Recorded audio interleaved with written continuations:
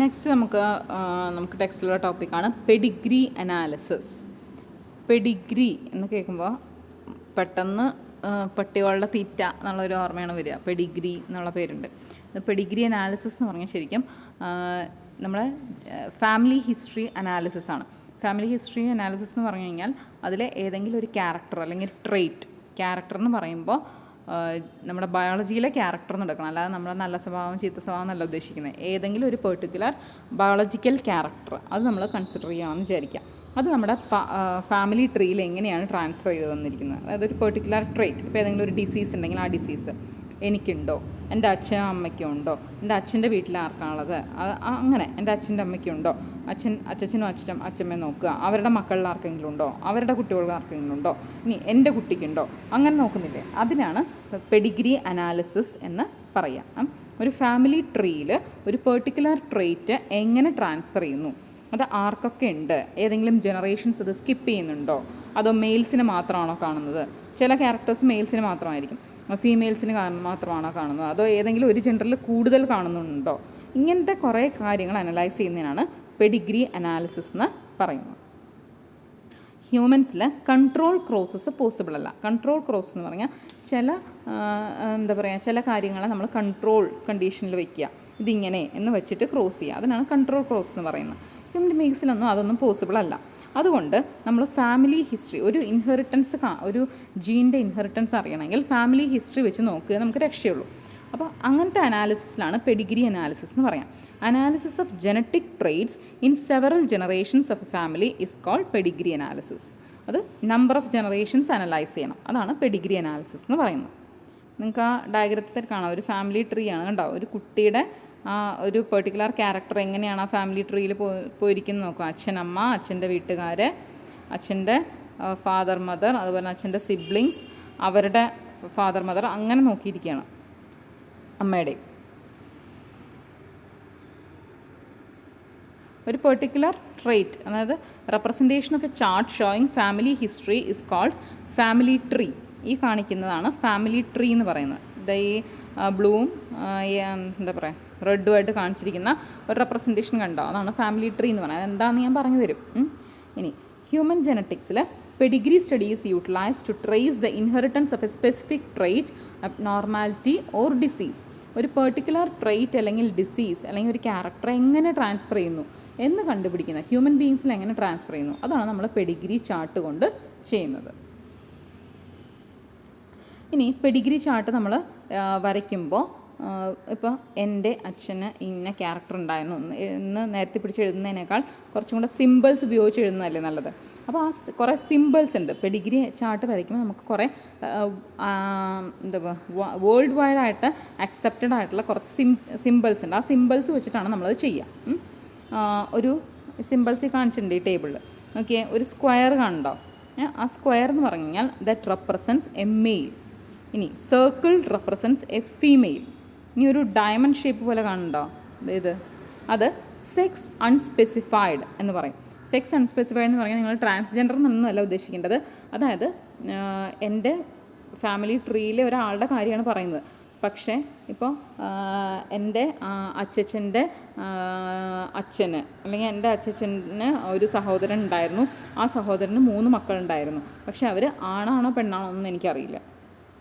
3 മക്കളുണ്ട്. അപ്പോൾ അതിൽ അല്ലെങ്കിൽ ഒരാണുണ്ട്, വേറൊരാളും കൂടി ഉണ്ട്, അത് പെണ്ണാണോ ആണാണോ എന്ന് എനിക്കറിയില്ല. അപ്പോൾ നമുക്ക് അറിയില്ല. അതാണ് സെക്സ് അൺസ്പെസിഫൈഡ് എന്ന് പറയുന്നത്. നമ്മൾ സ്പെസിഫിക് ആയിട്ട് പറയുന്നില്ല, ഇത് ഇന്നയാൾ മെയിലാണോ ഫീമെയിലാണെന്ന് പറയുന്നില്ല. അതാണ് സെക്സ് അൺസ്പെസിഫൈഡ് എന്ന് പറയുന്നത്.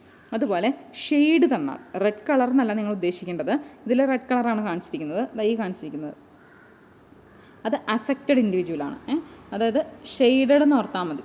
ഇപ്പോൾ ഇങ്ങനെയാണെങ്കിൽ, ഇങ്ങനെ ഇതിൻ്റെ അകത്ത് മുഴുവൻ ഷെയ്ഡ് തന്നിരിക്കുകയാണെങ്കിൽ അത് അഫക്റ്റഡ് ആണ്. ഷെയ്ഡഡ് എന്ന് പറഞ്ഞാൽ അത് അഫക്റ്റഡ് ഇൻഡിവിജ്വൽസ് ആണ്. ഇനി നോക്കിയേ, ഒരു മെയിൽ ഒരു ഫീമെയിൽ, അതിനിടയ്ക്ക് ഒരു ഹൊറിസോണ്ടൽ ലൈൻ കാണുന്നുണ്ടോ, അതായത് അതാണ് മെയ്റ്റിംഗ്. അല്ലെങ്കിൽ നമ്മുടെ കേസിൽ ഇപ്പോൾ ഹ്യൂമൻ ബീങ്സിൻ്റെ ആകുമ്പോൾ മാരേജ് നമുക്ക് വേണമെങ്കിൽ കൺസിഡർ ചെയ്യാം.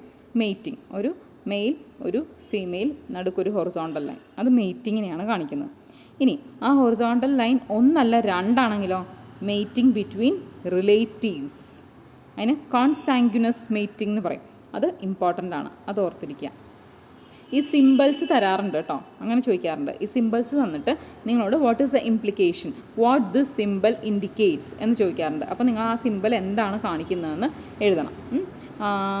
ഓക്കെ, അപ്പോൾ ഒരു സ്ക്വയറും ഒരു സർക്കിളും തന്നിട്ട് അതിൽ ഒരു ഹൊറിസോണ്ടൽ ലൈൻ കൊണ്ട് ബന്ധിപ്പിച്ചാൽ അത് മേറ്റിംഗ് ആണ് കാണിക്കുന്നത്. ഇനി 2 ലൈൻ ഉണ്ടെങ്കിൽ that indicates mating between relatives, consanguineous mating. അല്ലെങ്കിൽ നമ്മൾ അമ്മാവൻ്റെ മോനെ കെട്ടുക, അമ്മാവൻ്റെ മോളെ കല്യാണം കഴിക്കുക, അങ്ങനെയൊക്കെ ഇല്ലേ, അതാണ് കോൺസാങ്ക്വിനസ് മേറ്റിംഗ്. അല്ലെങ്കിൽ ചില ഗ്രൂപ്പിൽ അമ്മാവനെ കല്യാണം കഴിക്കുക, അങ്ങനത്തെ ഒക്കെ ഉണ്ട്, അതാണ് കോൺസാങ്ക്വിനസ് മേറ്റിംഗ്, റിലേറ്റീവ്സ് തമ്മിലുള്ള മീറ്റിംഗ്. ഒരു ക്വസ്റ്റ്യൻ ചോദിക്കാറുണ്ട്, consanguineous meeting should be avoided, why? അതിൻ്റെ ഉത്തരം ഈ ഭാഗം അവസാനിക്കുമ്പോൾ ഞാൻ പറയാം. അപ്പോൾ ക്വസ്റ്റ്യൻ ഓർത്തിരിക്കുക, ദിസ് കോൺസാങ്ക്വിനസ് മീറ്റിംഗ് ഇത് അവോയ്ഡ് ചെയ്യേണ്ടതാണ്, വൈ? അതാണ് ക്വസ്റ്റ്യൻ. ഇനി അടുത്ത നോക്കിയേ, പാരൻസ് വിത്ത് അഫക്റ്റഡ് ചൈൽഡ്. അഫക്റ്റഡ് എന്ന് പറഞ്ഞാൽ നമ്മളിപ്പോൾ ഒരു ഡിസീസാണ് കൺസിഡർ ചെയ്യുന്നതെങ്കിൽ ആ ഡിസീസ് ഉള്ള ചൈൽഡ്, പക്ഷേ പാരൻസ് നോർമലാണ് അല്ലേ. ആ ഷെയ്ഡ് കാണിച്ചാൽ നമ്മൾ ആ കൺസിഡർ ചെയ്യുന്ന ഡിസീസ് അല്ലെങ്കിൽ ആ ക്യാരക്ടർ പൊസസ് ചെയ്യുന്ന ഇൻഡിവിജ്വൽ, അതാണ് ഷെയ്ഡഡ് റെപ്രസെൻറ്റേഷൻ. അപ്പോൾ ഇവിടെ നോക്കിയേ, പാരൻസ് നോർമലാണ് പക്ഷേ കുട്ടി അഫക്റ്റഡ് ആണ്. ഇനി അടുത്ത് നോക്കിയേ, 5 അൺഅഫക്റ്റഡ് ഓഫ് സ്പ്രിങ്സ്. അടുത്ത് അങ്ങനെയാണ് പറയണത്.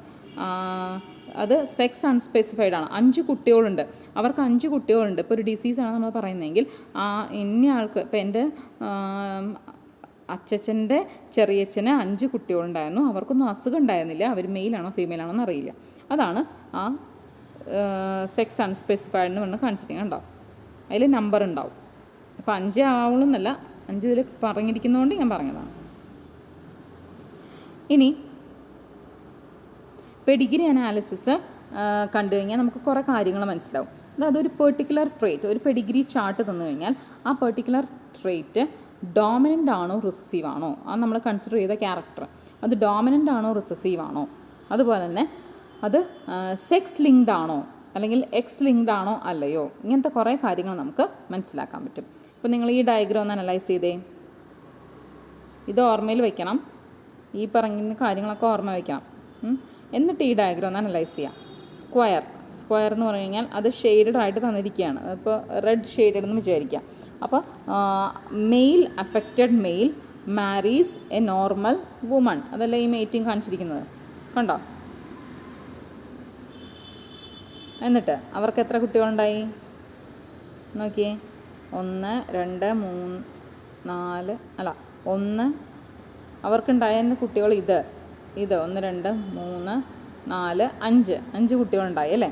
അതിൽ മെയിൽസിൽ 3 മെയിൽ ഉണ്ടായതിൽ അല്ല 2 മെയിൽ ഉണ്ടായതിൽ ഒരാൾ അഫക്റ്റഡ് ആണ്, അതുപോലെ തന്നെ ഒരു ഫീമെയിലും അഫക്റ്റഡ് ആണ്. മനസ്സിലായോ? ഇതാണ് ആ കാണിക്കുന്ന റെപ്രസെൻറ്റേഷൻ. ഇനി ഈ റെപ്രസെൻറ്റേഷൻ കണ്ടു കഴിഞ്ഞാൽ ഈ പെർട്ടിക്കുലർ ക്യാരക്ടർ അല്ലെങ്കിൽ ഈ പെർട്ടിക്കുലർ ഡിസീസ് ഡോമിനൻ്റ് ആണോ റിസസീവ് ആണോ, സെക്സ് ലിങ്ക്ഡ് ആണോ ഓട്ടോസോമൽ ആണോ എന്നൊക്കെ നമുക്ക് അറിയാൻ പറ്റും. അതെങ്ങനെയെന്നാണ് നമ്മൾ നോക്കുന്നത്. അത് പറയാം. അതിന് മുമ്പ് ഒരു ക്വീൻ വിക്ടോറിയ എന്ന് പറഞ്ഞാൽ ഒരു കാരിയർ ഓഫ് ഹീമോഫീലിയ എന്ന് പറഞ്ഞ രോഗം കേട്ടിട്ടുണ്ടോ? റോയൽ ഡിസീസാണ്, അതായത് ബ്ലീഡേഴ്സ് ഡിസീസ് എന്നൊക്കെ പറയും, അല്ലെങ്കിൽ ക്രിസ്മസ് ഡിസീസ്, പല പേരുണ്ടായ. അതിൻ്റെ കാരണം എന്ന് വെച്ച് കഴിഞ്ഞാൽ ഇപ്പോൾ നമുക്കൊരു വൂണ്ട് ഉണ്ടായാലോ, ഒരു മുറിവുണ്ടായാൽ continuous bleeding, non stop bleeding ആയിരിക്കും. അതിനാണ് ആ കണ്ടീഷനാണ് ഹീമോഫീലിയ എന്ന് പറയുന്നത്. അപ്പോൾ ക്വീൻ വിക്ടോറിയ ഹീമോഫിലിക് അല്ല, അതായത് ഹീമോഫീലിയ എന്ന് പറഞ്ഞ ഡിസീസ് ഇല്ല, പക്ഷേ അതിന് കാരണമായിട്ടുള്ള ആ ഒരു അലീലിനെ അവർ ക്യാരി ചെയ്തിട്ടുണ്ട്. അതുകൊണ്ടാണ് അവരെ കാരിയർ എന്ന് വിളിക്കുന്നത്. ആ ക്വീൻ വിക്ടോറിയ, ആ ഒരു ഏൻഷ്യൻ്റ് ഇംഗ്ലീഷ് ഫാമിലിയിൽ കുറേ, ആ ക്വീൻ വിക്ടോറിയയുടെ തൊട്ടുള്ള ഫാമിലി, ആ കാലഘട്ടത്തിൽ കുറേ പേര് ഹീമോഫീലിയയുടെ കാരിയറായിട്ടും ഹീമോഫീലിക്കായിട്ടും ഒക്കെ ആക്ട് ചെയ്തിട്ടുണ്ട്. അതുകൊണ്ടാണ് അതിനെ റോയൽ ഡിസീസ് എന്ന് പറയുന്നത്. Haemophilia is otherwise known as royal disease. അതുപോലെ പണ്ടൊക്കെ രാജകുടുംബങ്ങൾ തമ്മിലുള്ള കല്യാണം, അപ്പോൾ അങ്ങനെ ആ ഐറിഷ് ഫാമിലികൾക്ക്, ഐറിഷ് റോയൽ ഫാമിലിക്കും ഈ ഡിസീസ് മേറ്റിംഗ് വഴി അവർ കൊടുത്തിട്ടുണ്ട്, റോയൽ മാരേജ് വഴി കൊടുത്തിട്ടുണ്ട്. അതാണ് ഇത് റോയൽ ഡിസീസ് അറിയപ്പെടുന്നത്.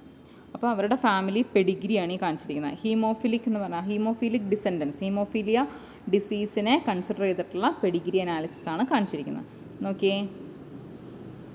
നോക്കിയേ പ്രിൻസ് ആൽബർട്ട്, അയാൾ നോർമലായിരുന്നു അല്ലേ. നോർമൽ ആവാൻ കാരണം എന്താണ്? അത് ഷെയ്ഡല്ല.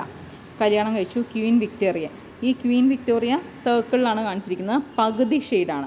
അതിൻ്റെ അർത്ഥം എന്താ? ആ ഡിസീസിന് കാരണമായിട്ടുള്ള അലീൽ അവർക്കുണ്ട്. എന്നാൽ അത് എക്സ്പ്രസ് ചെയ്തിട്ടില്ല. അതായത് ദേ ആർ ക്യാരിയേഴ്സ്, അത് വഹിക്കുന്നവരാണ്. ഇനി നോക്കിയേ, അവർക്ക് ഒരു പെൺകുട്ടി, അവർക്ക് ഡിസീസില്ല. ഫസ്റ്റ് പെൺകുട്ടിയാണ്, അതിന് ഡിസീസില്ല. സെക്കൻഡ് ഒരു ആൺകുട്ടി, അതിനും ഡിസീസില്ല. പിന്നെയും പെൺകുട്ടി ഉണ്ടായി, അത് ക്യാരിയർ. പിന്നെയും ഉണ്ടായ കുട്ടികൾ 4 പേര് ഡിസീസ് ഇല്ലാത്തവരാണ്. പിന്നെ ഒരു ആൺകുട്ടി ഉണ്ടായി, ഡിസീസ്. പിന്നെ വേറൊരു പെൺകുട്ടി എന്താണ്, ക്യാരിയർ ഫീമെയിൽ. ഇങ്ങനെയാണ് നോക്കുക. മനസ്സിലായോ? അപ്പോൾ എങ്ങനെയാണ് ആ ഡിസീസിൻ്റെ പാറ്റേൺ പോകുന്നത് എന്ന് വെച്ചിട്ട് നമുക്കത് ഓട്ടോസോമൽ ആണോ, ഓട്ടോസോമൽ എന്ന് പറഞ്ഞാൽ ഇപ്പോൾ ഒരു ഡിസീസ് അതുണ്ടാവാൻ കാരണമായിട്ടുള്ള അലീൽ അത് ഓട്ടോസോമിലാണ് ഇരിക്കുന്നതെങ്കിൽ അതിനെ പറയുന്ന പേരാണ് ഓട്ടോസോമൽ ട്രെയ്റ്റ്. ഓട്ടോസോം എന്ന് പറഞ്ഞാൽ എന്താ, സെക്സ് ക്രോമസോം അല്ലാത്ത ക്രോമസോം. നമുക്കറിയാം നമ്മുടെ ശരീരത്തിൽ 46 ക്രോമസോംസ് ഉണ്ട്. അതിൽ 44 ഓട്ടോസോംസും 2 മാത്രം സെക്സ് ക്രോമസോമാണ്. അതേതൊക്കെയാണ്? ഇപ്പോൾ എനിക്കാണെങ്കിൽ XX, ഒരു ബോയ്ക്കാണെങ്കിൽ XY. അപ്പോൾ ഈ എക്സും വൈയും അല്ലാതെ വേറെ ഏതെങ്കിലും, ബാക്കി 1 മുതൽ 22 വരെ ഉണ്ടല്ലോ, അതിലേതെങ്കിലും ക്രോമസോമിൽ ഇരിക്കുന്ന ജീനുകൾ, ആ ജീനുകൾ കൺട്രോൾ ചെയ്യുന്ന ക്യാരക്ടേഴ്സ്, അതിനെയാണ് നമ്മൾ ഓട്ടോസോമൽ ട്രെയ്റ്റ് എന്ന് പറയുന്നത്. ഇനി ഈ പറയുന്ന ജീൻ ഇരിക്കുന്നത് സെക്സ് ക്രോമസോമിലാണെങ്കിൽ, മെയിൻലി എക്സിലാണ്, ചിലത് വൈയിലും കാണാറുണ്ട്. അപ്പോൾ അങ്ങനെ സെക്സ് ക്രോമസോമിൽ എക്സിലോ വൈയിലോ ആണെങ്കിൽ അതിന് പറയുന്ന പേരാണ് സെക്സ് ലിങ്ക്ഡ് ട്രെയ്റ്റ്. മനസ്സിലായോ? ഓട്ടോസോമിലാണെങ്കിൽ ഈ പെർട്ടിക്കുലർ ഡിസീസിന് കാരണമായിട്ടുള്ള ജീൻ ഇരിക്കുന്നത് ഓട്ടോസോമിലാണെങ്കിൽ ഓട്ടോസോമൽ ട്രെയ്റ്റ്, സെക്സ് ക്രോമസോമിലാണെങ്കിൽ സെക്സ് ലിങ്ക്ഡ് ട്രെയ്റ്റ്. മനസ്സിലായെന്ന് വിചാരിക്കുന്നു. അതുപോലെ അടുത്ത കണ്ടീഷനാണ് whether it is dominant or recessive. അതായത് ഡോമിനൻറ്റ് കണ്ടീഷൻ, ഡോമിനൻറ്റ് അലീലാണോ ഇതിനെ, ഇപ്പോൾ ഒരു പെർട്ടിക്കുലർ ഡിസീസ്, അതിന് ആ ഡിസീസ് വരാൻ കാരണം എ എന്ന് പറയുന്ന ഡോമിനൻറ്റ് അലീലാണെന്ന് വിചാരിക്കാം. അപ്പോൾ ഏതൊക്കെ ജീനോടൈപ്പ് പോസിബിളാണ്? ക്യാപിറ്റൽ എ, സ്മോൾ എ, ഇതൊരു ജീനോടൈപ്പ് ആണല്ലേ. ഇനി ക്യാപിറ്റൽ എ, സ്മോൾ എ. അപ്പോൾ ഈ ക്യാപിറ്റൽ എ ആണ് ഡിസീസിന് കാരണം. അങ്ങനെയാണെങ്കിൽ ആരൊക്കെ ഡിസീസ് ഉള്ളവരായിരിക്കും? ഈ ഹെട്രോസൈഗസ് ഡിസീസ് ഉള്ളവരായിരിക്കും അല്ലേ, കാരണം ഇത് ഡോമിനൻ്റ് ആണ്, ഇത് അതിൻ്റെ ക്യാരക്ടറിനെ എക്സ്പ്രസ് ചെയ്യും. അതുപോലെ തന്നെ ഹോമോസൈഗസ് ഡോമിനൻറ്റ്, ഒബിയസ്ലി അതും ഡിസീസ്ഡ് ആയിരിക്കും. പക്ഷേ ഈ ആൾ സ്മോൾ ലെറ്റർ എ, അതായത് ഹോമോസൈഗസ് റിസസീവ്, അവർക്ക് ഡിസീസ് ഉണ്ടാവില്ല. മനസ്സിലായോ? അതാണ് ഡോമിനൻറ്റ് ട്രെയ്റ്റ് എന്ന് പറഞ്ഞാൽ. എ ഡിസീസ് അല്ലെങ്കിൽ a trait is controlled by a dominant allele, then it is known as dominant trait. ഇനി നേരെ തിരിച്ചാണെങ്കിലോ, if a disease or a trait is controlled by a recessive allele, അതായത് small A എന്ന് പറയുന്ന അലീലാണ് disease ഉണ്ടാക്കുന്നതെന്ന് വിചാരിക്കാം.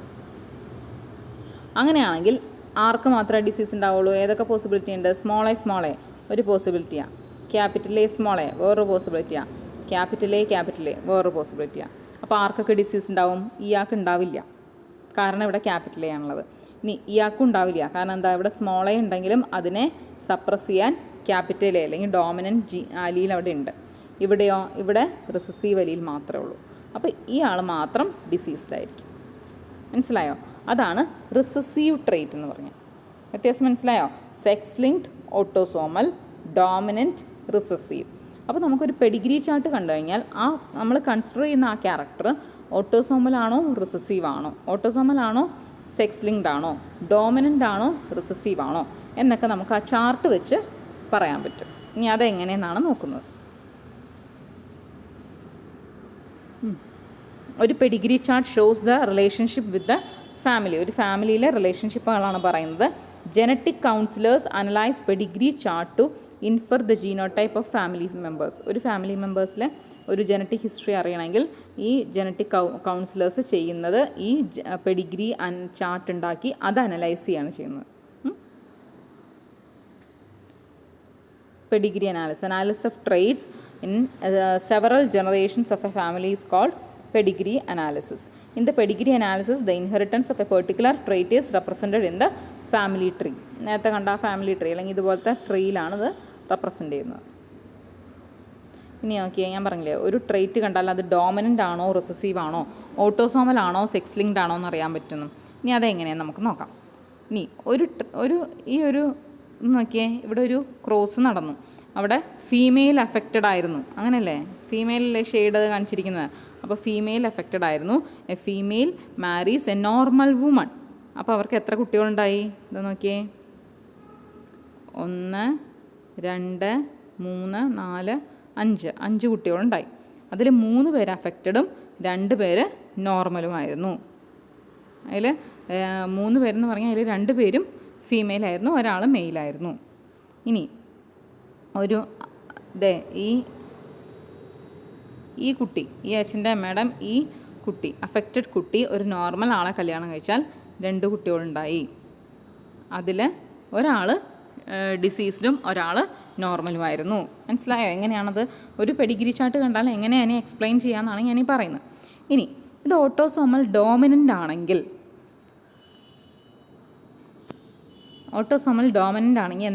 എങ്ങനെയൊക്കെയാണ് നമുക്കത് അറിയാൻ പറ്റുക? എന്തൊക്കെയാണ് condition? If a trait is autosomal dominant then both the males and females affect with equal frequency. അതായത് ആണുങ്ങൾക്കും വരാം പെണ്ണുങ്ങൾക്കും വരാം. അങ്ങനെയാണെങ്കിൽ അത് മിക്കവാറും ഓട്ടോസോമൽ ഡിസീസ് ആയിരിക്കും. ഓക്കെ, ഇവിടെ മെയിലിനും ഫീമെയിലിനും ഒരേ പ്രോബിലിറ്റി ഇല്ലേ? മെയിലിനുണ്ട് ഫീമെയിലിനുണ്ട്, അല്ലാതെ ഒരാൾക്ക് മാത്രം മറ്റേ ആൾക്ക് ഇല്ല, അങ്ങനെ ഇല്ലല്ലോ. അടുത്തത്, affected children will have at least 1 affected parent. അങ്ങനെയാണെങ്കിൽ അത് ഡോമിനൻ്റ് ആയിരിക്കും. നോക്കിയേ, ഇത് അഫക്റ്റഡ് ചിൽഡ്രൻ ആണ് അല്ലേ? ഇതിന് ഒരു അഫക്റ്റഡ് പാരൻ്റെങ്കിലും ഉണ്ട്. ഇവിടെ ഒരു അഫക്റ്റഡ് പാരൻ്റ് ഇല്ലേ? അതുപോലെ തന്നെ ഇത് അഫക്റ്റഡ് ചിൽഡ്രൻ ആണ്, ഇയാൾക്കും ഒരു അഫക്റ്റഡ് പാരൻ്റെങ്കിലും ഉണ്ട്. ഇതും അഫക്റ്റഡ് ചൈൽഡാണ്, ഇയാൾക്കും ഒരു അഫക്റ്റഡ് പാരൻ്റെങ്കിലും ഉണ്ട്. അതാണ് പറയുന്നത്, affected children will have at least 1 affected parent. Then heterozygous are affected. Heterozygous affected ആണെങ്കിൽ എന്തായാലും അത് ഡോമിനൻ്റ് ആയിരിക്കും. കാരണം എന്താ? നേരത്തെ പറഞ്ഞില്ലേ, ക്യാപിറ്റൽ എ സ്മോൾ എ. ഈ കണ്ടീഷൻ ഡിസീസ്ഡ് ആണെന്ന് വിചാരിക്കുക. അപ്പോൾ നമുക്ക് തീർച്ചയായിട്ടും അറിയാം the disease is caused by this capital A. Okay, ഇനി അതാണ് ഹെട്രോസൈഗോട്സ് അഫക്റ്റഡ് ആണെന്ന് കണ്ടാൽ ഉറപ്പിക്കാം ആ പെർട്ടിക്കുലർ ട്രേറ്റ് എങ്ങനത്തെ ട്രേറ്റ് ആണ്? ഡോമിനൻ്റ് ട്രേറ്റ് ആണ്. അതുപോലെ മെയിലിലും ഫീമെയിലിലും ഒരേ ഫ്രീക്വൻസിയിലുണ്ടെങ്കിൽ, ഏകദേശം ഒരേ ഫ്രീക്വൻസിയിലുണ്ടെങ്കിൽ ഉറപ്പിക്കാം എന്ത്? ആ ട്രേറ്റ് ഓട്ടോസോമലാണ്. അതായത് സെക്സ് ക്രോമസോമൽ അല്ല ഇരിക്കുന്നത്, ബാക്കിയുള്ള 22 എണ്ണത്തിൽ എവിടെയുമാണ്. ഇനി 2 affected parents can produce an unaffected child. അതെങ്ങനെയാണ്? 2 അഫക്റ്റഡ് പാരൻറ്റ് നേരത്തെ നമ്മൾ പറഞ്ഞില്ലേ ഇത് അഫക്റ്റഡ് ആവുന്ന. ഇപ്പോൾ ഇത് രണ്ടും ക്രോസ് ചെയ്തു, 2 അഫക്റ്റഡ് പാരൻസ് അല്ലേ? ക്രോസ് ചെയ്യുമ്പോൾ എങ്ങനെ വരാം? ദിസ് ക്യാപിറ്റൽ എ ഇത് അഫക്റ്റഡ് ആയിരിക്കും അല്ലേ?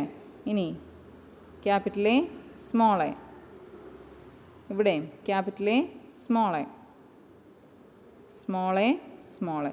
അപ്പോൾ ഇവിടെയൊക്കെ ക്യാപിറ്റൽ എ ഉള്ളതുകൊണ്ട് ഇവരൊക്കെ അഫക്റ്റഡ് ആയിരിക്കും. പക്ഷേ ഇവർക്ക് സ്മോൾ എ ആണല്ലേ ഉള്ളത്, അതുകൊണ്ട് ഇവർ അൺഅഫക്റ്റഡ് ആയിരിക്കും. അതാണ് പറഞ്ഞത്, 2 affected parents can produce an unaffected child. ഇനി 2 unaffected parents will not have affected children. 2 unaffected പാരൻസിന്, അതായത് ഇത് അൺഅഫക്റ്റഡ് പാരൻസ് എന്ന് പറഞ്ഞാൽ എപ്പോഴും എങ്ങനെയായിരിക്കും? ഇവിടെ ഡോമിനൻ്റ് ആണെങ്കിൽ അൺഅഫക്റ്റഡ് പാരൻ്റ് എന്ന് പറഞ്ഞാൽ small A cross small A ആയിരിക്കും. അവർക്ക് ഒരിക്കലും, ഇവരുടെ എല്ലാ കുട്ടികളും എങ്ങനെ തന്നെയായിരിക്കും? സ്മോൾ എ ആയിരിക്കും. അവർക്ക് ഒരിക്കലും ഒരു ഡോമിനൻ്റ് അലീലുള്ള ഓർഗാനിസത്തിനെ പ്രൊഡ്യൂസ് ചെയ്യാൻ പറ്റില്ല. അതാണ് പറയുന്നത് 2 അൺഅഫക്റ്റഡ് പാരൻസ് എന്ന് പറഞ്ഞാൽ ഇവർ മാത്രമാണ്. Will not have affected children. ഒരു അസുഖം ഇല്ലാത്ത ആൾക്കാർക്ക് കുട്ടികൾക്കും അസുഖം ഉണ്ടാവില്ല. അങ്ങനെയാണെങ്കിൽ ആ ട്രേറ്റ് ഓട്ടോസോമൽ ഡോമിനൻ്റ് ആണ്. മനസ്സിലായോ? ഓട്ടോസോമലാണ് ഡോമിനൻറ്റും ആണെങ്കിൽ എന്തൊക്കെ ക്രൈറ്റീരിയ സാറ്റിസ്ഫൈ ചെയ്യണം? മെയിൽസിനും ഫീമെയിൽസിനും ഈക്വൽ പ്രോബിലിറ്റി ഉണ്ടെങ്കിൽ അത് ഓട്ടോസോമൽ ആയിരിക്കും. പിന്നെ ഒരു പാരൻ്റെങ്കിലും അഫക്റ്റഡ് ആയിരിക്കണം. അങ്ങനെയാണെങ്കിൽ അത് ഡോമിനൻ്റ് ആയിരിക്കും. ഹെട്രോസൈഗോസ് അഫക്റ്റഡ് ആണ്, അങ്ങനെയാണെങ്കിലും അത് ഡോമിനൻ്റ് ആയിരിക്കും. പിന്നെ ഡിസീസ്ഡ് ആയിട്ടുള്ള അല്ലെങ്കിൽ അഫക്റ്റഡ് ആയിട്ടുള്ള പാരൻസിന് ഒരു അൺഅഫക്റ്റഡ് ചൈൽഡിനെ ഉണ്ടാക്കാൻ പറ്റുമെങ്കിൽ അപ്പോൾ ആ പാരൻസ് എങ്ങനെയായിരിക്കും? ഹെട്രോസൈഗോട്സ് ആയിരിക്കും. അങ്ങനെയാണെങ്കിൽ അത് ഡോമിനൻ്റ് ആണ്. പിന്നെ 2 unaffected parents will not have affected children. Unaffected ആയിട്ടുള്ള പാരൻറ്റിന് ഒരിക്കലും ഒരു അഫക്റ്റഡ് ചിൽഡ്രൻ ഉണ്ടാവില്ല. ഇത്രയും കണ്ടീഷൻ സാറ്റിസ്ഫൈ ചെയ്യുകയാണെങ്കിൽ പെഡിഗ്രി അനാലിസിസ് നോക്കുക, ഇത്രയും കണ്ടീഷൻ സാറ്റിസ്ഫൈ ഉണ്ടോ നോക്കുക. അങ്ങനെ സാറ്റിസ്ഫൈ ചെയ്യുന്നുണ്ടെങ്കിൽ നമുക്ക് എന്ത് മനസ്സിലാക്കാം? അതൊരു ഓട്ടോസോമൽ ഡോമിനൻറ്റ് ഡിസീസാണ് അല്ലെങ്കിൽ ട്രൈറ്റ് ആണ്. ഇനി അതിന് കുറച്ച് എക്സാമ്പിൾസ് ആണ് പറഞ്ഞിരിക്കുന്നത്.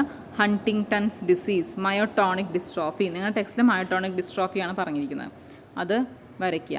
ന്യൂറോ ഫൈബ്രോമാറ്റിസ്, ഹൈപ്പർ കൊളസ്ട്രീമിയ, മർഫാൻ സിൻഡ്രോം എന്നൊക്കെ പറയും. ഇതൊന്നും ടെക്സ്റ്റിലെല്ലാം ഒന്നും ഇല്ല, നിങ്ങളുടെ ടെക്സ്റ്റിലുള്ളത് മയോട്ടോണിക് ഡിസ്ട്രോഫിയാണ്. അപ്പോൾ അത് അണ്ടർലൈൻ ചെയ്ത് വയ്ക്കാം. ഇനി ഓട്ടോസോമൽ റിസസീവ് ട്രൈറ്റ്. അപ്പോൾ ഒരു ട്രൈറ്റ് ഓട്ടോസോമൽ റിസസീവ് ആവുകയാണെങ്കിൽ എന്തൊക്കെയാണ് അതിൻ്റെ conditions? Both males and females are affected with equal frequency. നേരത്തെ എങ്ങനെയായിരുന്നു? ഓട്ടോസോമൽ അല്ലേ? അപ്പോൾ ഓട്ടോസോമൽ ആകുമ്പോൾ മെയിലും ഫീമെയിലും ഉണ്ടാവും. സെക്സ് ലിങ്ക്ഡ് ആണെങ്കിലേ മെയിൽ അല്ലെങ്കിൽ ഫീമെയിലിനൊരു സ്പെസിഫിസിറ്റി ഉണ്ടാവുള്ളൂ. ഓട്ടോസോമൽ ആണെങ്കിൽ ബോത്ത് മെയിലും ഫീമെയിലും ഉണ്ടാവും. അതുപോലെ തന്നെ most affected children have unaffected parents. നോക്കിയേ, അഫക്റ്റഡ് ചിൽഡ്രൻ, അതായത് ഇതിൻ്റെ ഓട്ടോസോമൽ റിസസീവ് എന്ന് പറഞ്ഞാൽ ഈ ഡിസീസിന് കാരണം ആരാണ്? സ്മോൾ എ ആണല്ലേ. അപ്പോൾ അഫക്റ്റഡ് ആയിട്ടുള്ള most affected children have unaffected parents. നോക്കിയേ, ഈ ചൈൽഡിനെ നോക്കിയേ, ഇതാരാണ്? സ്മോൾ എ ആണ്. ഇത് അഫക്റ്റഡ് ആണ് അല്ലേ, ഇത് ഡിസീസ്ഡ് കണ്ടീഷനാണ്. പക്ഷേ ഈ പാരൻസ് നോക്കിയേ, ഇവർ രണ്ടുപേരും നോർമലാണ്. അതായത് അവരുടെ ഫീനോടൈപ്പ് എങ്ങനെയല്ല, ജീനോടൈപ്പ് എങ്ങനെയായിരിക്കും? ഹെട്രോസൈഗോട്സ് ആയിരിക്കും. Capital A small A. ആ സ്മോൾ എ ആണ് ഡിസീസ്ഡ് കണ്ടീഷൻ കൊണ്ടുവന്നിരിക്കുന്നത്. അതാണ് ഒരു രണ്ടാമത്തെ most affected children have unaffected parents എന്ന് പറഞ്ഞാൽ. അതായത് ഹെട്രോസൈഗോട്ടിക് പാരൻറ്റ് അവരുടെ റിസസീവ് അലീൽ രണ്ടെണ്ണം കൂടെ ഒരുമിച്ച് ചേർന്ന് ആ റിസസീവ് ആൾക്ക് അസുഖം ഉണ്ടാവുക. ഇനി ഹെട്രോസൈഗോട്സ് ഹാവ് അൺഅഫക്റ്റഡ് ഫീനോടൈപ്പ് അല്ലേ. റിസസീവ് ആണെങ്കിൽ ഹെട്രോസൈഗോട്ട് എന്ന് പറഞ്ഞാൽ ക്യാപിറ്റൽ എ സ്മോൾ എ. ഇവിടെ സ്മോൾ എ ആണ് ഡിസീസ് ഉണ്ടാക്കുന്നത്. പക്ഷേ ഇതിനെ തടയാൻ, ഇതിൻ്റെ എക്സ്പ്രഷനെ തടയാൻ ആരുണ്ട്? ക്യാപിറ്റൽ എ ഉണ്ട്. അതുകൊണ്ട് ഇവർ നോർമലായിരിക്കും, അല്ലെങ്കിൽ ഇവർ കാരിയർ എന്ന് പറയാം. എന്തായാലും ഡിസീസ് ഉണ്ടാവില്ല. 2 affected parents will always have affected children അല്ലേ. അഫക്റ്റഡ് പാരൻ്റ് എന്ന് പറഞ്ഞാൽ റിസസീവ് കണ്ടീഷനിൽ ആരാണ്? Small A cross small A. എന്തായാലും എല്ലാ കുട്ടികളും എങ്ങനെയായിരിക്കും? സ്മോൾ എ അല്ലേ. അപ്പോൾ 2 അഫക്റ്റഡ് പാരൻസിൻ്റെ കുട്ടികളെല്ലാം എങ്ങനെ തന്നെയായിരിക്കും? അഫക്റ്റഡ് ആയിരിക്കും. ഇനി affected individuals with homozygous unaffected mates will have unaffected children. അത് മനസ്സിലായോ? അഫക്റ്റഡ് ഇൻഡിവിജ്വൽസ് വിത്ത് ഹോമോസൈഗസ് അൺഅഫക്റ്റഡ് മെയ്റ്റ്സ്. അതായത് അഫക്റ്റഡ് ഇൻഡിവിജ്വൽ എന്ന് പറഞ്ഞാൽ എന്താ?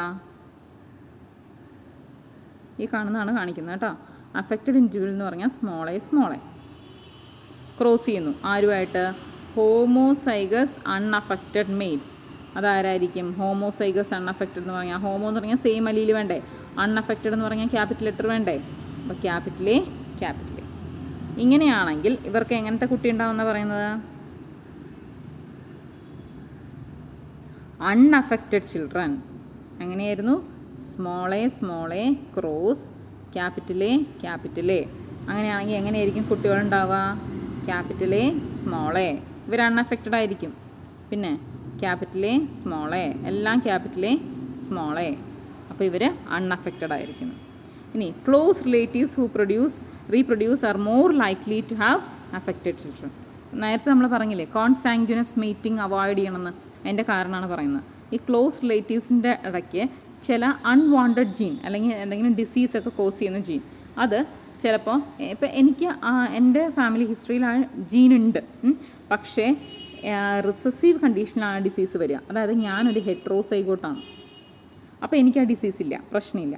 പക്ഷേ എൻ്റെ ക്ലോസ് റിലേറ്റീവ്, ഇപ്പോൾ എൻ്റെ അമ്മാവൻ്റെ മോനെ ഞാൻ കല്യാണം കഴിച്ചുവെന്ന് വിചാരിക്കാം, അയാൾക്കും ഡിസീസൊന്നുമില്ല, പക്ഷേ അയാളും ആരാണ്? ഹെട്രോസൈഗോട്ടാണ്. അപ്പം ഞങ്ങളുടെ കുട്ടിക്ക് ഏത് സാധ്യതയുണ്ട്? ആ റിസസീവ് രണ്ടും കൂടെ ഒരുമിച്ച് വന്ന് ഡിസീസ് ഉണ്ടാക്കാനുള്ള അല്ലെങ്കിൽ അഫക്റ്റഡ് ആവാനുള്ള സാധ്യത കൂടുതൽ ഉണ്ട് compared to other person. So we says that consanguineous mating or mating between relatives should be avoided. എന്താ അതിൻ്റെ കാരണം പറയാം?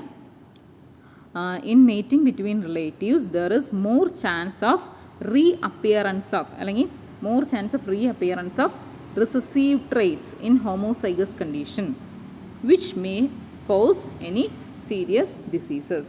ആ റിസസീവ് ട്രേറ്റ്സ് ഹോമോസൈഗസ് കണ്ടീഷനിൽ വന്ന് ഡിസീസ് ഉണ്ടാവാനുള്ള സാധ്യത ഉണ്ട്. മനസ്സിലായെന്ന് വിചാരിക്കുന്നു. അതാണ് ഓട്ടോസോമൽ റിസസീവ് ഇൻഹെറിറ്റൻസ്. അപ്പോൾ ഒരു പടം തന്നാൽ നിങ്ങൾക്ക് അറിയണം, നോക്കിയേ, കുട്ടിക്കുണ്ട്, അച്ഛനും അമ്മയ്ക്കും ഇല്ല. അങ്ങനെയാണെങ്കിൽ ഉറപ്പായിട്ടും എന്തായിരിക്കും, അത് റിസസീവ് ആയിരിക്കും. ഇത് നോക്കിയേ, ഇവിടെ അതെ കുട്ടികൾക്കുണ്ട്, അച്ഛനും അമ്മയും നോർമൽ. അങ്ങനെയാണെങ്കിൽ അത് ഉറപ്പായിട്ടും റിസസീവ് ആയിട്ടുള്ള അലീലായിരിക്കും ആ ഡിസീസ് ഉണ്ടാക്കുന്നത്. അച്ഛനും അമ്മയും നോർമലും കുട്ടി അഫക്റ്റഡും ആണെങ്കിൽ. ഇനി ഓട്ടോസോമൽ റിസസീവ് ഇൻഹെറിറ്റൻസിന് എക്സാമ്പിളാണ് പറഞ്ഞത്.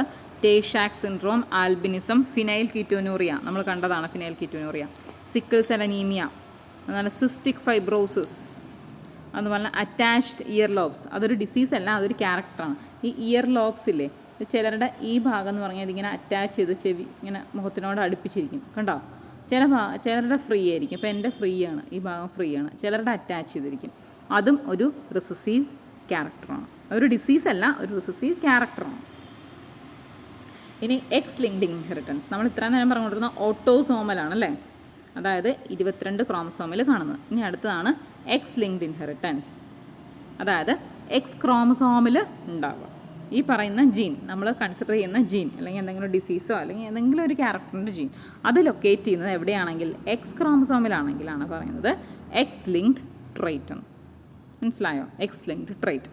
അപ്പോൾ എക്സ് ലിങ്ക്ഡ് ട്രൈറ്റ് ആകുമ്പോൾ എങ്ങനെയായിരിക്കും കൂടുതൽ സാധ്യത? അത് സെക്സ് അനുസരിച്ചായിരിക്കും അതിൻ്റെ എക്സ്പ്രഷൻ കൂടുക.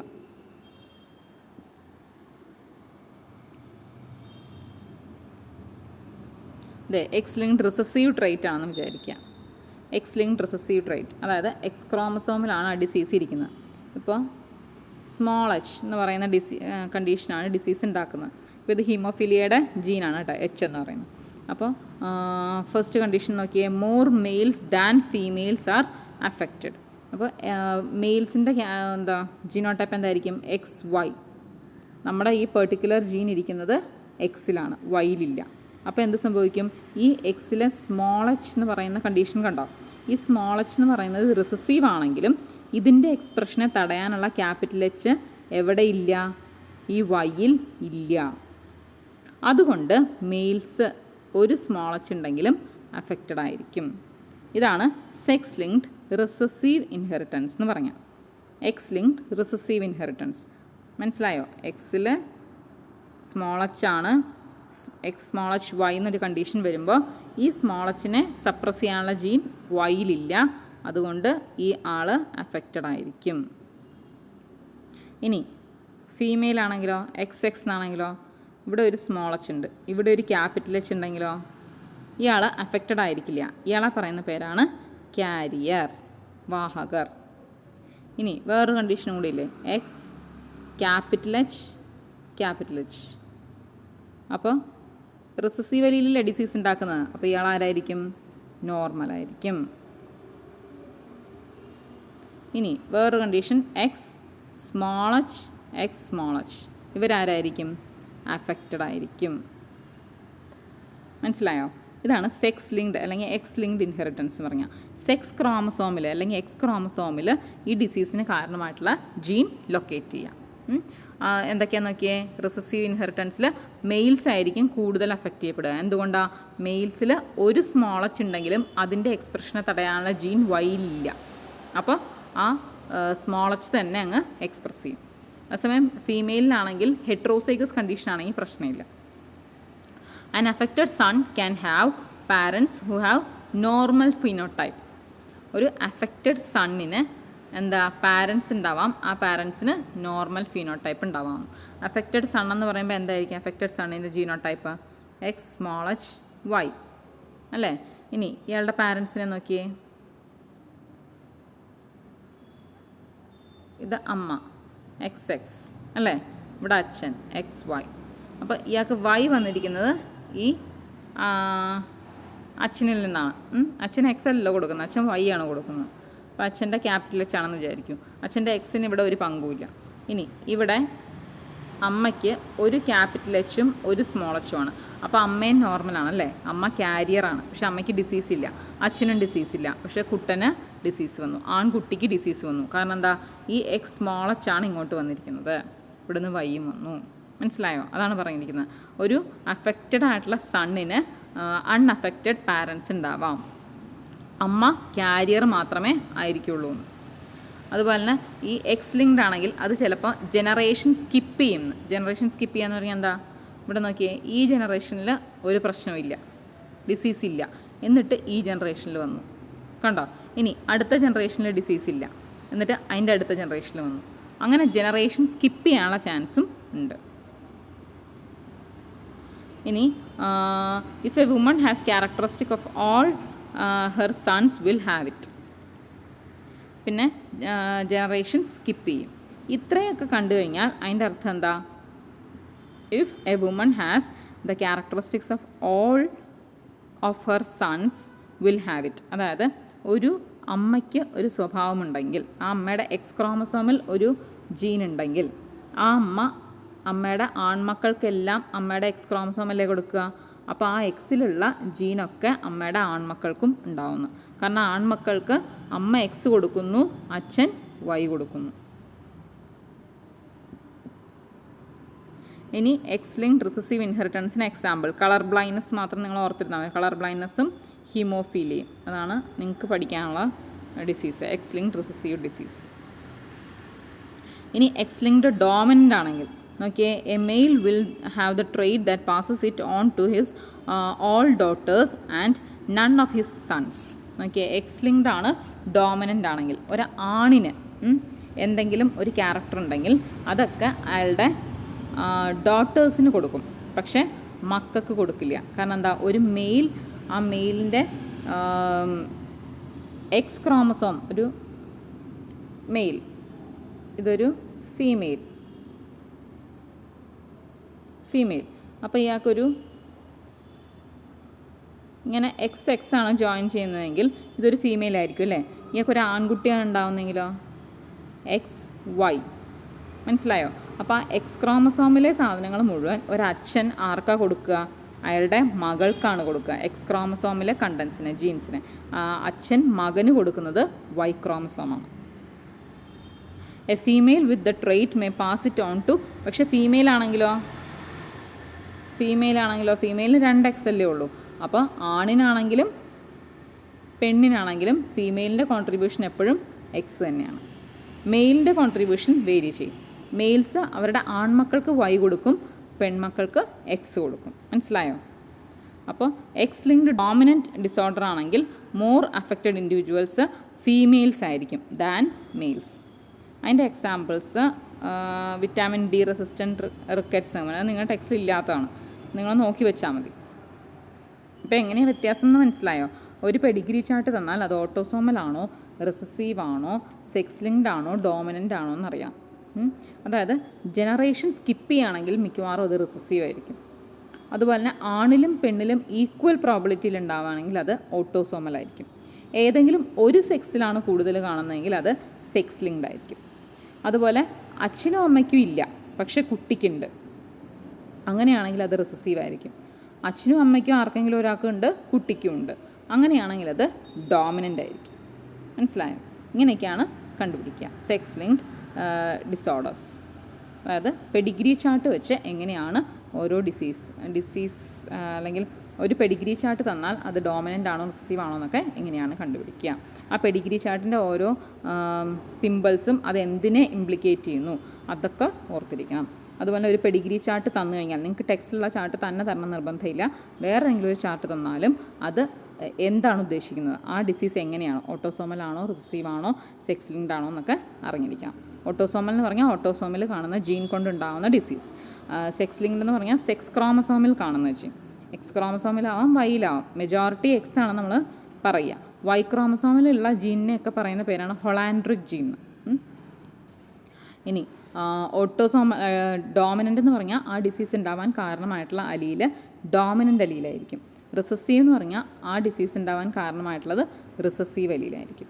അപ്പോൾ ഈ കോൺസാങ്ഗ്വിനസ് മേറ്റിംഗ് അവോയ്ഡ് ചെയ്യണമെന്ന് പറയുന്നതിൻ്റെ കാരണം റിസസീവ് ആയിട്ടുള്ള അലീൽ റീഅപ്പിയർ ചെയ്യാൻ, അതായത് ഇപ്പോൾ എനിക്ക് ഒരു റിസസീവ് അലീലുണ്ട്, പക്ഷെ അത് സപ്രസ് ചെയ്തിരിക്കുകയാണ്. എൻ്റെ പാർട്ട്ണർക്കും ഒരു റിസസീവ് അലീലുണ്ട്. സപ്പോസ് എൻ്റെ ഓവം ഉണ്ടാകുമ്പോൾ ആ റിസസീവ് അലീലായിരിക്കും എൻ്റെ എഗ്ഗിലേക്ക് പോയിരിക്കുക, പാർട്ട്ണറുടെ സ്പേമിലും ആ റിസസീവ് അലീലായിരിക്കും സ്പേമിലേക്ക് പോയിരിക്കുക. അപ്പോൾ അത് രണ്ടും കൂടെ ജോയിൻ ചെയ്ത് ഒരു ഹോമോസൈഗസ് റിസസീവ് കണ്ടീഷൻ ഉണ്ടാവും. അപ്പോൾ ആ ഡിസീസ് ചിലപ്പോൾ ആ ഹോമോസൈഗസ് റിസസീവ് അലീൽ ഡിസീസ്ഡ് കണ്ടീഷനായിരിക്കും. അപ്പോൾ അങ്ങനത്തെ ചാൻസ് റിലേറ്റീവ്സ് തമ്മിലുള്ള മീറ്റിങ്ങിന് കൂടുതലാണ്. അതാണ് കോൺസാങ്ഗ്വിനസ് മീറ്റിംഗ് അവോയ്ഡ് ചെയ്യണമെന്ന് പറയുന്നത്. ഇത്രയുമാണ് പെഡിഗ്രി അനാലിസിസ്.